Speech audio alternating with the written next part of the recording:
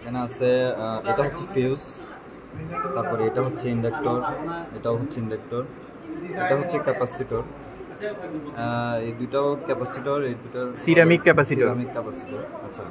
তারপরে এখানে হিটসিং এর নিচে আছে মসফেট, যেটা আমাদের সুইচিং এর কাজ করে। তারপরে এখানে আছে ডায়োড, আছে ক্যাপাসিটর আছে। এদিকে ফুল ওয়েভ করার জন্য দুইটা করে ডায়োড ব্যবহার করা হয়েছে। এই যে চপার ট্রান্সফরমার থেকে যে ভোল্টেজগুলো আসবে, ওগুলো এসি আসার কারণে ওইগুলোকে আবার ফিল্টারিং করবে। তারপরে রেজিস্টর আছে, এদিকে আছে আইসি, কয়েস ক্রিস্টাল আছে,